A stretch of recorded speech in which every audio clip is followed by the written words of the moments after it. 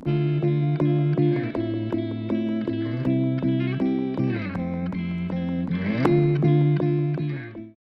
going to hear now a panel on the sustainable vision, cumulative effects, and long-term trade in the Salish Sea. And this part of our program will be moderated by Dr. Michelle Corfield of Ucluelet First Nation, who will moderate. I call her to the stage. I'd also like to call up Chief Harley Chappell of the Semiahmoo First Nation, and Braden Smith, Chief Administrative Officer of Tsawwassen First Nation, and Deborah Baker, Councillor of the Squamish First Nation. Good afternoon, everyone. I hope you enjoyed your lunch. I want to thank Musqueam, Squamish, and Tsawwassen for allowing us to do this work. We're going to talk about some economic development, and it's fitting because down the hall here is Port Metro Vancouver. And we're going to talk about trade and long-term trade and cumulative effects. And missing in this UNDRIP conversation that we heard all morning was the federal government. So we're going to enter into a real discussion about how these nations that all sit on the Salish Sea see themselves in this new time. CM Ministrala, CM Haichka, CM Abuelia, Tunahla, Tiatami. Wapakton Cincinnati, CM. My traditional name is Wapakton, my English name is Harley Chappell. I'm an elected chief. I don't like that word very much, but that's what I am. I'm a young man from Semiahmoo, and I'm just grateful to be here today. And I always say, one of those times, it feels good to be remembered. We're a very small community, right, trans-boundary community, set in South Surrey, right on the U.S. border. And I'm just grateful to be here today, so I hope we can have a good conversation. Thank you. Thank you for the question. So, treaty on Tsawwassen First Nation, their effective date was just over 10 years ago now, and so we've been implementing treaty for the past 10 years. It has been a fairly smooth ride, but there's been bumps along the road. I think UNDRIP and the legislation, Bill 41, reflects the work that's already been established throughout the treaty, and those high-level principles that are espoused through the Bill 41, I think, are already entrenched within our treaty, and so I see this legislation as a bit of an appendage to our existing treaty. If I could, I want to add one more thing. When we talk about the treaty, I'm a planner, urban planner by profession. I always look at legislation and the intent of legislation and how legislation is implemented. One of the things, if I could take just a brief moment and talk about what I heard this morning, was the initial conversation. They were talking about how indigenous societies are based on community. That's a fundamental principle of indigenous societies. And when that word really resonated with me this morning, and I think it's part of the practice that I try to capture as a professional, and one that I see in First Nation communities that I work with. And I think that word community is really important because it is the foundation. Understanding community is the foundation of the treaty process and the treaty, and also I think it would also be the foundation for the UNDRIP bill. And so when I think about the word community, what speaks to me is the fact that we also like language in First Indigenous communities. And the word in the English language of community comes from, the etymology comes from the old Latin word, two words, a conjunction of com, which means with or together, and unir, which in Latin talks about defend or to fortify. So the word means together, we defend or fortify something. And I think that the treaty and UNDRIP and the principles therein are really about rallying around common principles. And this notion of economic development and prosperity is a theme that I hear when I speak with First Nations communities, and in particular with the Salish Sea, how the impacts of economic development is something that we can all collectively, whether it's industry, government, different levels of government, can work toward to fortify and defend. Thank you. Deborah? For you guys, I know that you undertook your own environmental assessment with respect to wood fiber. How do you see UNDRIP helping or supporting that endeavor going forward? this new piece of legislation? Before the decision was made on moving forward with the IBA Impact Benefit Agreement with Wood Fibre, the province, and Fortis, so when we talked about the 25 conditions, which was negotiated, and a lot of those conditions were adhered to, hence we moved forward with the agreement. When I think about the United Nations Declaration for Indigenous People, I really believe that in this case, the proponent put their money where their mouth is. And everything that we requested, they made the changes that we requested. And moving forward, I believe that that relationship started off on a good foot, and I have to acknowledge our colleague here, former employee of Wood Fibre, and thank her for all the good work that she did. And that's what it's about to me. It's about putting those actions from those words, from the declaration, or any other agreement into play when you're working with First Nations. And I think that's the important key factor, because if you go away in industry or government or whatever the case may be, and you say one thing to us, and I'm generalizing here, it might be different for each First Nation, but if you walk away from that agreement or that discussion and you come up with a whole different plan and ideas, obviously you weren't listening. So the key is to listen, to be patient, and I think most of you are probably already aware of that. But at the end of the day, it is about creating that relationship and building that trust. And I think in moving forward, that's what's going to be a win-win for everyone, and the success not only for today, but for future generations. So thank you. Thanks. Harley?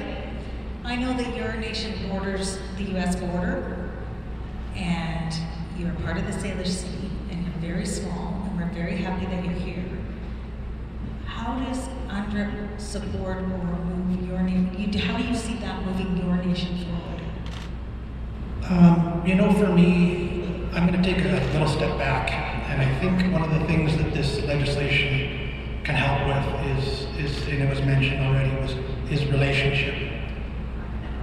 One of the things that we as Squamish, as First Nations people have, is we have a very specific worldview and responsibilities that come along with that. My community is very small. We have 95 members, and we were cut in half by the US-Canadian border. And most of my relatives have moved. The vast majority of the Semiahmoo people ended up becoming Lummies, moving into Lummie Nation. But I would like to explain something. I look out here, and I was sitting over in the corner, and I was thinking, what am I coming here to present? And what am I going to say? What am I going to try to get across to this crowd? And one of the things that really came to mind, and I said, I don't know if I should say that, but I'm gonna, is, surprise, surprise. I've only been in leadership for 3 years, so I'm still young enough that I say stupid things. But I had one of my own time, and he explained our relationship with non-natives, the non-native people. And he said, you go back to our name for non-native people, and the name is Ucluelet. Depends on your dialect. And he said the meaning of that, the meaning that we understood was the hungry ones, because when the people came here, they were starving. And as we talk about industry today, and we have a lot of industry in the crowd today, you still see that hunger. You still see that need to feed. And now I always say my community's been way too quiet for way too long. And we've been very, very quiet, and we were nestled down on the border, and we just kind of did our own thing. And I see this legislation as an opportunity to build those relationships, to build an understanding of a worldview. I had one of our other elders explain to us one time, and she said, our worlds may never meet in unison. They may never completely come together. But what we can do through legislation like that, through this, is we can build the relationship and the respect and the understanding that we can work in parallel with one another, with different perspectives of the world, different perspectives of our waterways and our lands and our cultures, and we can do that side by side.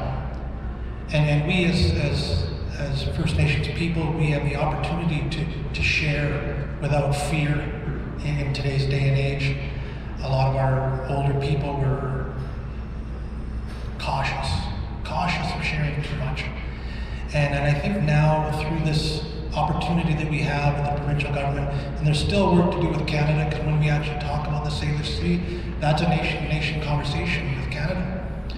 And we need to begin that conversation. And you see some of the differences that are happening given some of the projects that are going on in the area. But I see this as an opportunity to build that understanding. Our perspective of the world says we need to, what we do today in this lifetime has generational effects. My great-great-grandchildren will feel the impacts of my choices and decisions. And that's a huge responsibility. I've heard industry in the past say they look at this like other port cities in the world, and they can bring 10,000, 100,000 ships in here a year. And I went, wow, are you kidding me? So I know we'll get into that bit of a conversation, but I think that's the biggest step is to have a safe forum to build that relationship, a safe platform to begin that. And we're only at the infancy of that. This is a newborn, so we don't really know what this looks like yet, but it's a good start. It's a good start, and that's a good place to start off. Thank you. Okay, so I just wanted to pick up on what you had said, Chief, about that we're somewhat in our infancy of that collaborative discussion. And I think one of the things that I've seen as staff and reflected in the commitments and the discussions of my Chief and Executive Council is that commitment that Tsawwassen First Nation, as a modern day treaty leader, I would say, has a responsibility and an obligation to work with its other partners, First Nations partners in this area. Not unlike Metro Vancouver has their Metro board with membership from mayors throughout the Metro Vancouver area, and including our chief. When we talk about cumulative impacts, maybe one of the things that we may want to consider in the future with this bedrock foundational document is that we can have a space and carve out a space where we talk together as First Nations communities of the impacts and the expectations we have. Because what I've noticed in my short tenure with Tsawwassen First Nation is when we look at projects on a project-by-project basis, we kind of, and I don't know if it's done intentionally or not, it's hopeful that it's not, but when we look at things on a project-by-project basis, I hear around my executive council table that there are those cumulative impacts that we're missing when we're having conversations at the project level. So when we talk about building a regional economy, First Nations communities need to be part of those conversations early on, not at the project level, but at the conceptual level, at the regional level. And we need to have, as much as possible, a unified voice to bring to the table. And I think that the legislation will allow, if it's implemented and it's resourced appropriately, it'll allow that opportunity for First Nations communities to come together and build capacity to have a stronger voice at the table early and in an ongoing and meaningful way. Excellent feedback and comments, and I'd love to hear from yourselves as well. I noticed there's a list of questions coming up. But when we talk about the environment, and we talk about the ecosystem, one of our elders was really adamant that we don't avoid talking about the spiritual aspects of our territories and our ancestors, and perhaps not the Western model of having discussions around the environment, but at the end of the day, it's important to our people that those discussions happen. And so when we think about the cumulative effects impacting our territories, our respective territories, back in the 90s, there was an article in Maclean's magazine that said that Howe Sound was dead. Howe Sound was dead because of industry, whether it was mining, logging, other impacts. And today, there are many articles that are coming out in media, UBC, David Suzuki Foundation, many organizations are studying what's happening in Howe Sound today, and it's alive. It's alive and well. And so, one of our responsibilities, as was mentioned by Harley, when we think about future generations, our great-great-great-great-grandchildren, that what we are able to see today, we hope that they will too, just like my grandparents and my great-grandparents before me.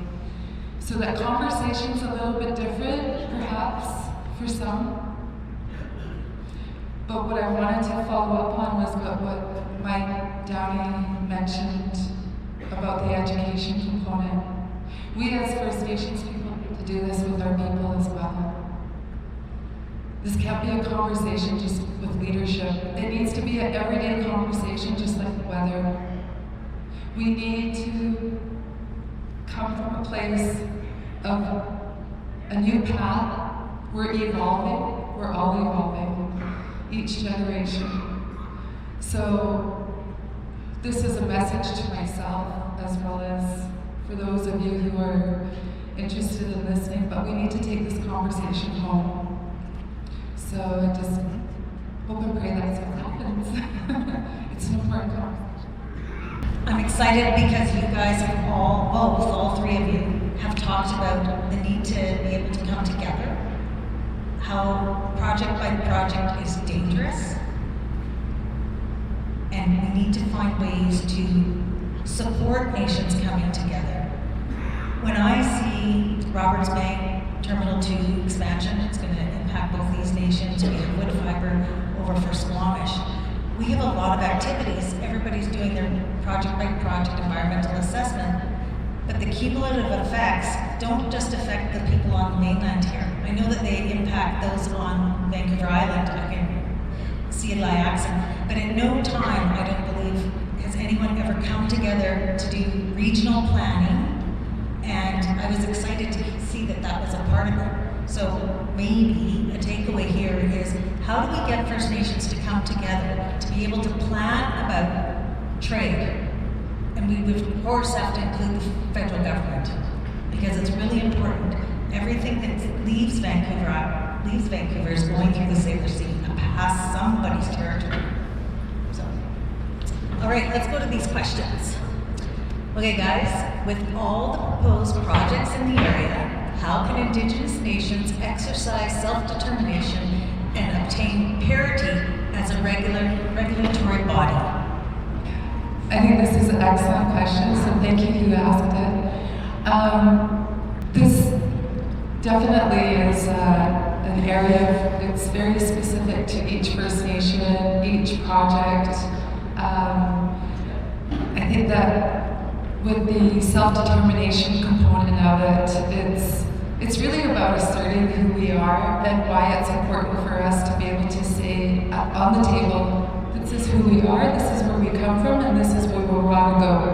And we ultimately want to work with whoever else is at that table, otherwise we wouldn't have gone there. The regulatory body part, and this is what excites me. When I look at people around this room that I see that are involved at various levels, and our moderator, Dr. Michelle, has been there with the Nanaimo Port Authority. We have Kim Barrett here, who has been with various boards and different levels. This is what we really need, I believe. I believe that. We need to have Indigenous people at that regulatory body. And I think that's where we're going. I hope you all agree.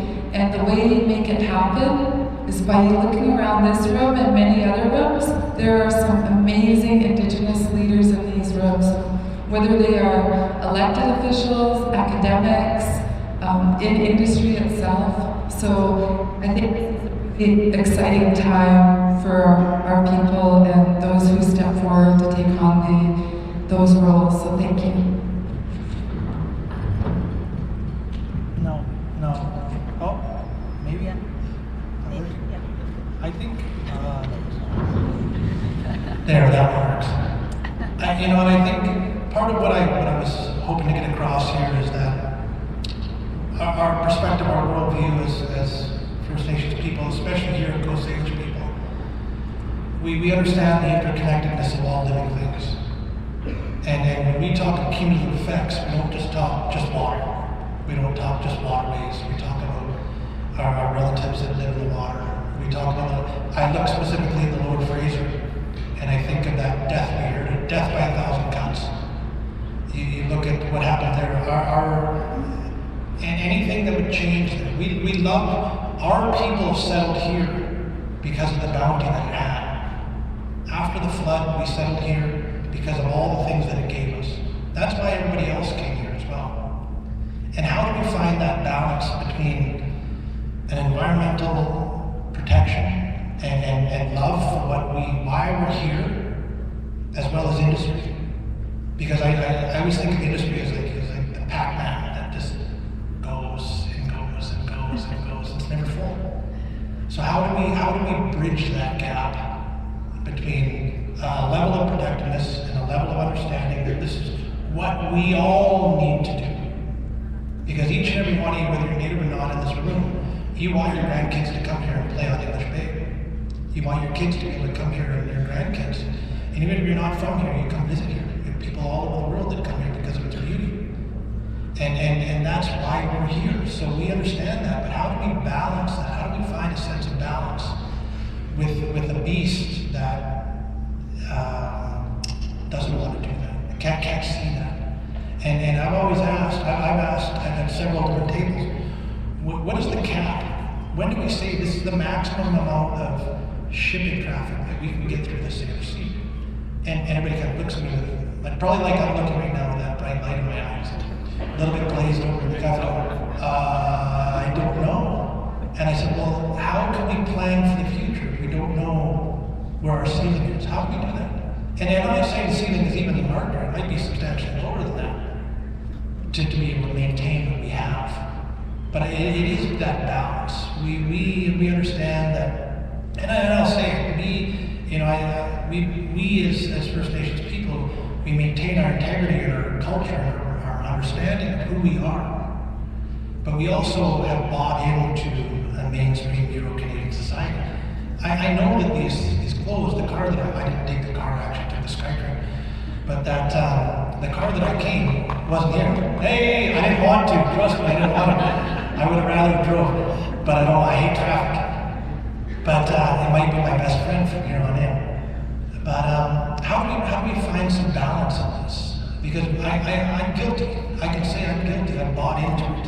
And how do I have a level of understanding that I can still have some of this, but I still need to protect some of this over here for my grandkids, my great-grandkids. And I have to do that. That's my responsibility as leadership. So it is being able to find a balance, but it is, as Deborah said, having that voice at the table. And until recently, we haven't had that voice at the table. And now we have law that says this is what we're able to do. But that's a two-way street. Communication is a two-way street. And if we're the ones banging the table, saying, this is what we need, and if it falls on deaf ears, or in a couple of years government changes, that's a challenge. So that's why I really encourage industry to open that dialogue and open that conversation with your neighboring nations, because that's the relationship that can be, as my cousin would always say, the agents of change. The agents of change, so that we can have a better future for all of us, not just First Nation, but everybody that's made this area their own. Thank you. Oh, sorry. Thank you. Great comments, Chief. I'm just looking at the top question here. I don't want to take away from moderator, but I thought I just see the mic's working. Talking about, do you think having DRIPA and UNDRIP will reduce uncertainty in business? And from a TFN perspective, as a modern treaty nation, I don't necessarily think that it will, on TFN lands, it will change the certainty that is within our treaty framework.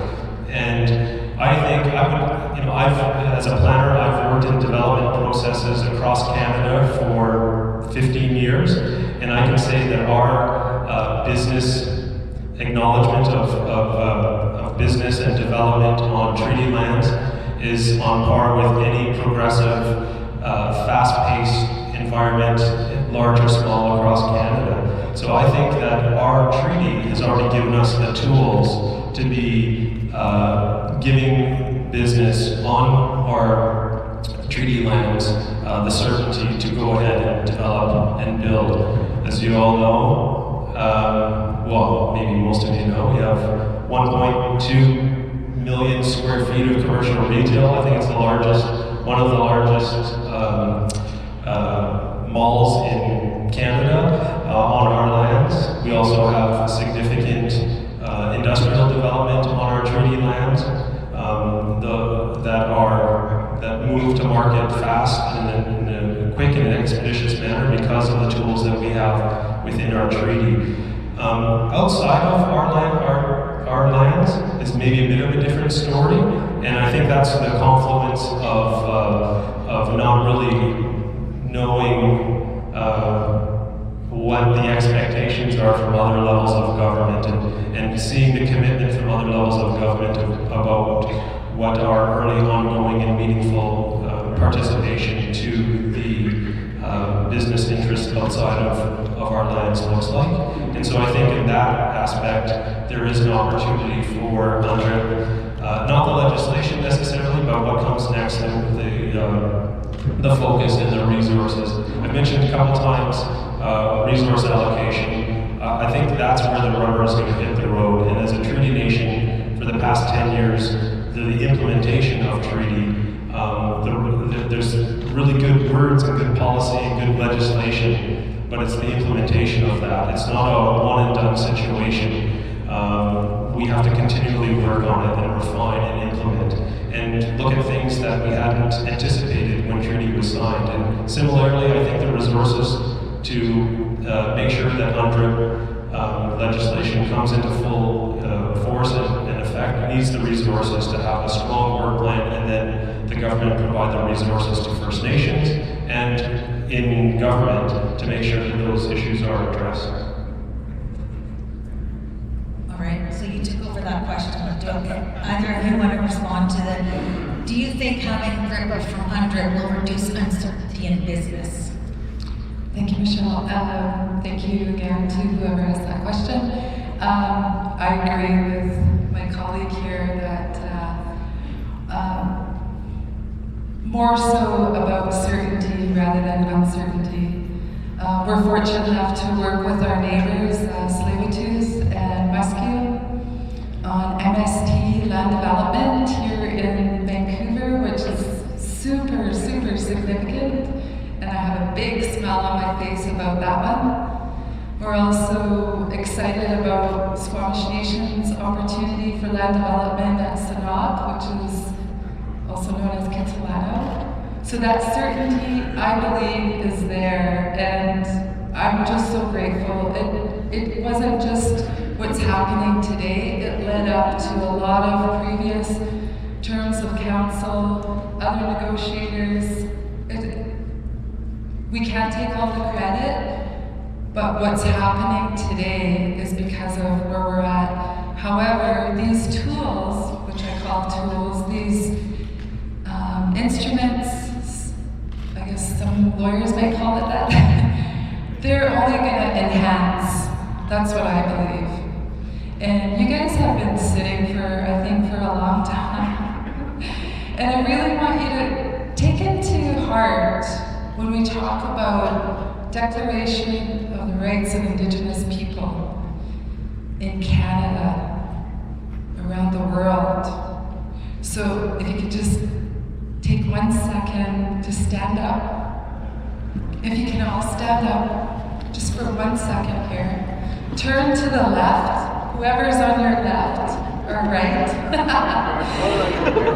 and shake that person's hand. Shake as many hands as you can. Thank you. Thank you. This is what we're talking about. We're talking about putting your words into action. Whether you're at the provincial, federal, municipal, industry, take us to heart and bring it to wherever you go. And your children about it. Talk to your grandchildren. Talk to your employees. Because we're not going away. And we've said that many, many generations. Thank you. Thanks, Deborah. All right, thank you, everyone. We'll go on to this question here. How can all of us in the room support First Nations to develop the capacity so that FPIC are possible at the nation level, i.e. engagement processes? So, how can industry support First Nations?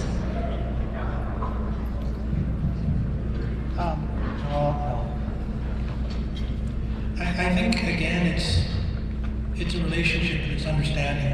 And I hear a lot in my short time in leadership about the challenges that the province has, the federal government has, industry has in overcoming obstacles that are issues with First Nations. And I don't hear, and I only speak specifically to us here, that's all that I know is our Coast Salish people here. But being able to have the opportunity for us to sit down and then develop, one of the other questions I have here is, do you think we should be involved, sorry to take over your job again, in the cumulative effect study? Yes, I do. I think we all have that underlying interest, and it might not be underlying, it might be front and center, the interest of the protectiveness and the balance that I was talking about. And how do we do that? And I think it's for us as nations. I look at there's about, I believe, 11 Lower Fraser nations here, and we're all doing our own things in our own little silos. And I think one of the things that we as nations can do, with the support of industry, with the support of province and federal government, is come together and have that conversation. Is come together as people. Because our worldview, the underlying belief is the same. We have this level of protectiveness, this level of understanding, and this respect. And as I mentioned earlier, that understanding that we're all connected. So we have relatives here, we have relatives there, we have in-laws here, and we all have that belief. And our vision, our view is for the generations to come. So one way I see industry being able to help is bringing us together. Is holding a forum as us as nations coming together and sitting down and having a conversation about our differences and our similarities and being able to do that, because that's the way our old people would have resolved issues, and that's the way we should be doing it now. And now we're these separate entities, and I speak for myself, a young man, new in leadership, very small community, and I just get the example of the amount of emails that I get, and me being able to keep up with that is a challenge at the best. Capacity is an issue for me, so that's my challenge right off the hop. Anybody else? Okay, thank you. I'll keep this one short. Free, prior, and informed consent. It truly is not only for leadership and for proponents, but even especially for our membership, our citizens. I don't know how many of you are aware of this. I'm pretty sure most First Nations are. But what happens when we make a decision on development on reserve is we have to go through a process through ISC, Indigenous Services Canada, which is called a referendum, which we did recently on December 9th. And we had to have our membership support to be able to move forward with our land development at Sanok. Now the flip side, with the impact benefit agreement, that was a decision solely made by council. However, we did have information sessions, but we did engage, but not to the same extent for our reserve. So what we need to do as leadership, I believe, is to change that process and ensure that whether it's offers or non-reserve, that engagement is just as sincere as a referendum driven by the federal government process. Thank you. Right. I'm going to try and get through a few more of these questions. One of them is, what are your thoughts on designated seats on Port Authority boards for Indigenous representatives? I, as the former chair of the Nanaimo Port Authority, can say every single board in BC has First Nations representation. And in some instances, more than one. And that's without having a designated seat. That there is people represented in Port Metro, Port Alberni, Prince Rupert, and Nanaimo. Nanaimo has 2. Port has 2, I think, too. So that's a question that everybody needs to know, but I think the federal government is trying to encourage First Nations people to participate at boards, become CEOs, and hold high positions on boards. So, good? That's good. Okay, good answer on that. Good answer. All right. I am going to go to, there was one about what advice could you give us? What happened? Is that there? Is it the third one? Oh. What advice can you give to industry when having to consult with multiple nations where there's conflicting interests and territory disputes between them? Just an easy one, guys. Who's taking it on first? Okay. Or do you want to go? I'm So my advice, which you can take or leave, is I think there has to be,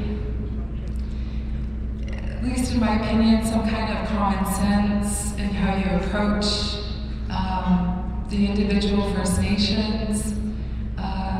We've been fortunate, Musqueam, Tsleil-Waututh, and Squamish, in working together.